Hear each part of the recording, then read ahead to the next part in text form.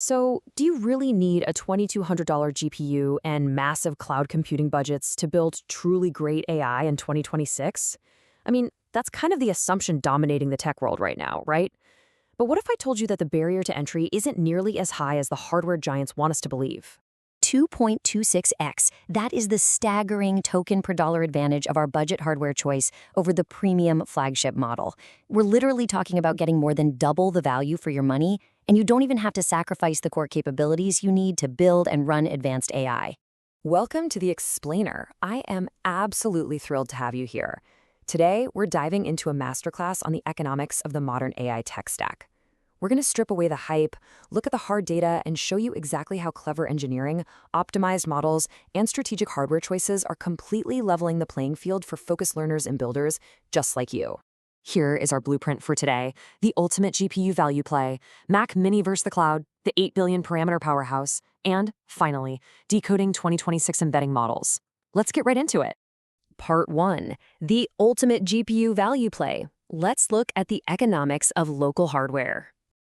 Okay, so the most common dilemma for anyone building an AI rig right now is choosing between the RTX 3090 and the RTX 4090. Now, both of these give you 24 gigabytes of VRAM, and both handle the exact same models. But one is our budget-friendly value champion, and the other is a premium cost beast for absolute speed. The data reveals that for a lot of builders, shelling out for that premium absolute speed might just result in diminishing returns. Let's look at the technical reality this exposes. Notice the memory bandwidth row there. The 4090 only has an 8% advantage. Why does that matter? Well, because running LLMs is entirely memory bandwidth bound. Every single new token requires reading through the model's weights. So while the 4090 has massively more compute power under the hood, those extra cores basically just sit idle while generating text.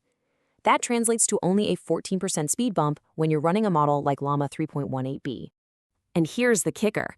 That minor speed bump comes with a massive penalty, a $1,350 price difference on the used market. You are paying 2.5 times the money for a mere 14 to 25% increase in text speed. That's wild. So what does this mean for you? It really comes down to what you're actually building. If your focus is on LLMs and you're on a budget, the RTX 3090 is your clear winner, delivering almost 132 tokens per second per $1,000 spent. But let's be fair to the 4090. If you're doing heavy image generation, its architectural advantages totally shine, rendering images 59 to 85% faster. And for those of you who want to run massive 70 billion parameter models, you can literally just buy 2 RTX 3090s for around $1,700, giving you 48 gigabytes of VRAM, and it is still cheaper than a single 4090. Moving on to part 2, Mac Mini versus the cloud. $0 inference after hardware. We've got some really honest benchmarking here from a Mac Mini cloud hosting service. They tested an M4 Mac Mini with 16 gigabytes of unified memory. And let's not sugarcoat it, on complex coding tasks, the GPT-4o API absolutely smokes the local models.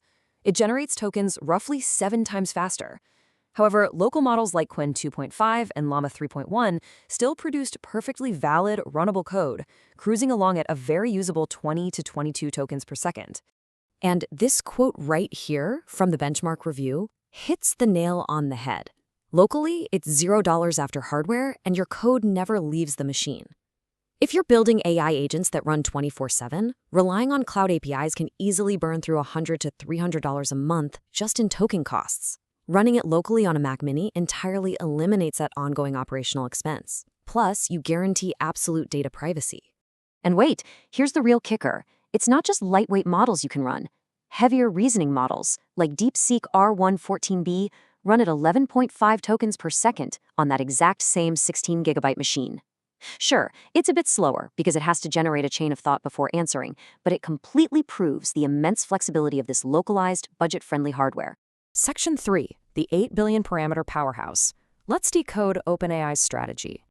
So, there's this fascinating and highly provocative theory circulating in the developer community right now. Is GPT-4o Mini, literally one of the most popular models in the world, secretly running on only about 8 billion active parameters? If that's true, it completely shifts how we view the capabilities of quote-unquote small models. The developer community has pieced together some pretty massive clues here. First off, 4.0 Mini was priced 60% cheaper than GPT 3.5 Turbo, which previously leaked as a 20 billion parameter dense model.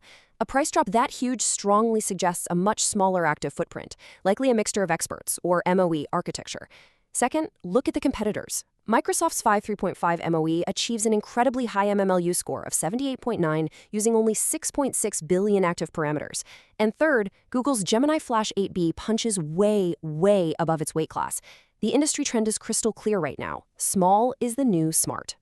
The evidence for these smaller models compounds incredibly fast. Just consider DeepSeek V2. It matches 4.0 Mini using only 21 billion active parameters. The secret sauce here isn't massive scale, it's training data. By using hand-curated data combined with high-quality synthetic data, developers are training these small architectures to perform insanely well. I mean, when OpenAI announced 4.0 Mini, they explicitly stated it was in the same tier as Llama 3 8B. It's just a phenomenal engineering feat that makes AI dramatically cheaper for us to run. Which brings us to Section 4, Decoding 2026 Embedding Models. This is the data and memory layer. Before we look at the models themselves, we just need to quickly touch on MTEB, or the Massive Text Embedding Benchmark. Basically, this is the gold standard for evaluating embedding models. It tests across dozens of datasets, and a model's MTEB score is absolutely the best single predictor of how well your real-world search and retrieval system is going to perform. All right, now look at how the top contenders stack up on the MTEB leaderboard. Voyage 3 Large takes a lead with a score of 67.1, but right behind it is Jina Embedding's V3 at 65.5, and rounding out the pack is OpenAI's Text Embedding 3 Small at 62.3. What you really want to take away from this is that while there is a clear leader, the performance gap at the very top end of the market is actually surprisingly tight. But this is where the economics come back into play, and honestly, it's fascinating. Check out the price per 1 million tokens column. Voyage AI, even though it has the best benchmark, charges 18 cents. But look at Jina AI. They are delivering a top-tier MTB score of 65.5, outperforming models 5 to 9 times its price for only 2 cents per million tokens. That is the exact same price as OpenAI's safe default small model, but you're getting significantly higher retrieval quality. So, how do you actually choose your embedding model? Well, here is a highly practical decision tree based on our sources. If you're just throwing together a quick prototype or MVP, go with OpenAI. It's cheap and integrated into everything. If top retrieval quality directly impacts your revenue, pay the premium for Voyage AI and enjoy their massive 32,000 token context window. But if you want the absolute best price to quality sweet spot, Jina AI is your winner, for sure. Oh, and if you're a Google Cloud user just looking for something completely free, use Text Embedding 004 on the Gemini free tier. And that brings us to our final section, the democratized AI future. Let's bring it all together.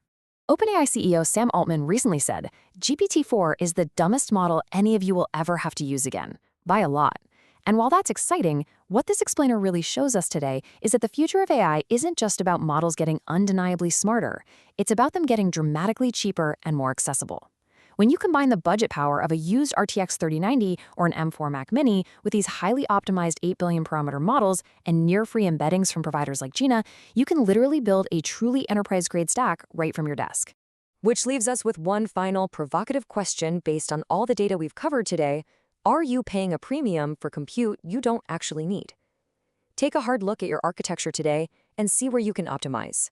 Thank you so much for joining me on this explainer. Keep building smartly, and I'll see you next time.